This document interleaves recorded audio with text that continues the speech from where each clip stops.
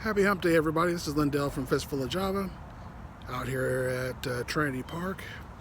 While there's still an opportunity to do that, the weather is changing here in Texas and it's getting cooler and it's way overcast, and I'm figuring any moment the sky is going to rip open and it's going to let us have it. But right now, at least for the moment, it's still a little bit of sun. To follow up on today's topic would be on bands that I've been associated with, and some different guys I played with over the years, and some input about those. So I got a picture of the band and friends. Hopefully you can pick me out of the group of people there. So let me just pop that up right quick for you, and we'll go from there.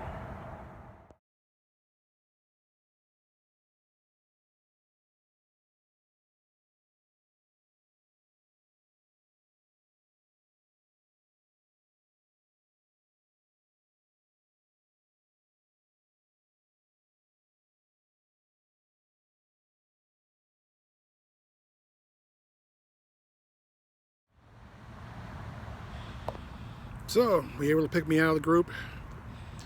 If you weren't, I was the guy on the tailgate that had the mustache. Actually, in amongst that group of people, I was probably one of the few that was actually old enough to probably have a mustache. I was like 18, 19 at the time that was taken. And the group of folks that were there were all united by, a spiritual bond. We all had the same beliefs. That's how we met each other, and that's something that was a bond between us, which is something to think about when forming a band. Is that, and I've read some, recent band I don't want to say listings. And some people were very pointed about the fact they wanted someone with similar political views, and were very disparaging of people who did not have their same political views. That's a new twist. I hadn't seen that one before. I've seen all kinds of other things over the years in listings. Only like certain kind of music, only respect certain kinds of bands. Have the same preferences of recreational narcotics required, so there's all kinds of different things. I'm trying to, there we go, position to make sure I keep my giant oak tree in my background there. But in any event, we were a cover band back in the day. We played songs that were clean lyrically, so that A, we wouldn't shame ourselves, and B, we wouldn't shame our moms, because they were usually at the gigs. So we kept it. We had to go through lyrical content to make sure that what we played was rated PG at the strongest, G preferably, but it's hard to find songs sometimes that qualify for that. So we didn't get to play a whole lot of songs, but we got a couple sets together. Played some gatherings, didn't make hardly any money. As a matter of fact, we probably spent more, which is always the case. If you're playing a band, you spend more than you make. We used to practice on Wednesdays. There's a little grocery store across the street. We used to go get boxes of Little Debbie snack cakes and Dr. Pepper, send ourselves into a sugar coma somewhere in the middle of the night, and which did not help our playing any. One of the things I do remember I did have to learn, since this was my first group of this nature, where parts were not written per se, is how to, well, they were written, I guess, because it was cover bands, but we also had to kind of modify it to the skill level of the people that played. I wasn't very good at guitar at that time, and I was the rhythm guitarist, which was I was lead singer because I was the last guy in. Nobody else wanted to do it. So, I was the front guy of sorts. And not even at that point, I wouldn't even say a mediocre guitar player. I was a learning guitar player.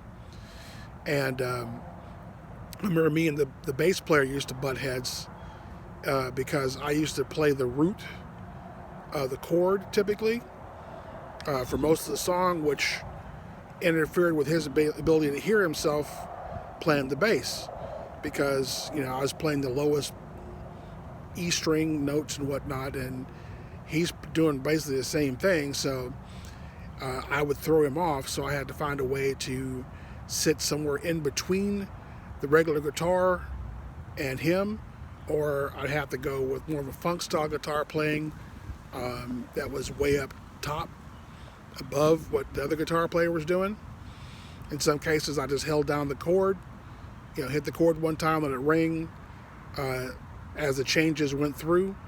Again, trying to find a spot in between where I had made some impact to the music, but didn't throw anybody off. And so it was a learning experience, as all bands are. You try to work out a way to make sure everybody gets what's going on. In the picture, which I'll throw it back in there again because I'm start talking about people. There was a tall guy on the left of the truck. That was Steve. He was the primary guitar player, and his dad owned a music store which supplied a lot of our equipment back in the day, and also provided the place for us to practice. So after they closed at night, we'd go in there and practice, with just going there and practice, so that they had no problem with that. So, the youngest member of the group was Brian, who stood in the back of the truck, also with the cowboy hat on. I think he was 13 at the time, but also was one of the best musicians in the group. He was actually a trained drummer.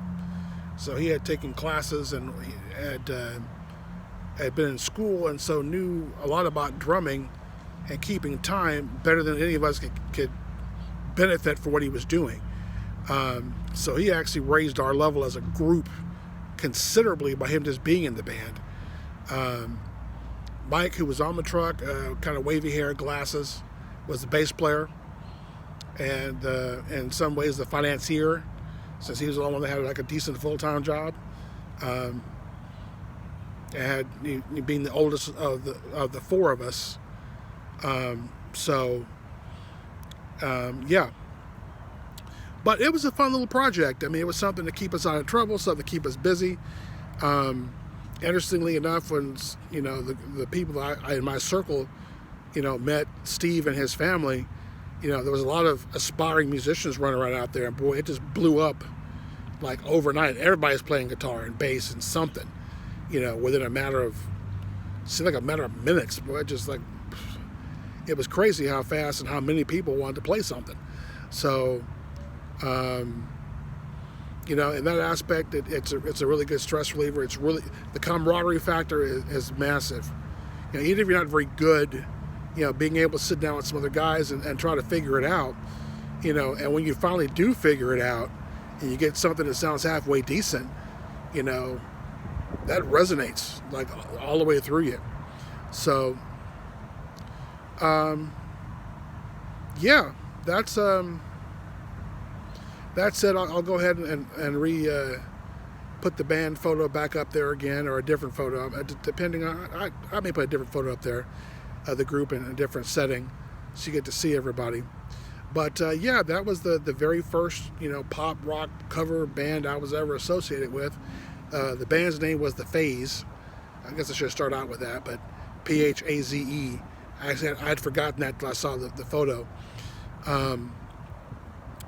I'm not sure how we came up with that name. It was just one of those things we threw. That sounds kind of cool.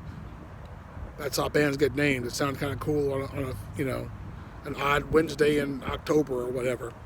So yeah, that's my first band experience, and thank you for coming on my journey with me. Consider subscribing and making a comment for your first band if you like. But for me, I'm sensing some moisture in the air, so I'm going to get out of here before this guy decides that it's going to, unleash on me and head on back to the house. So, until next time.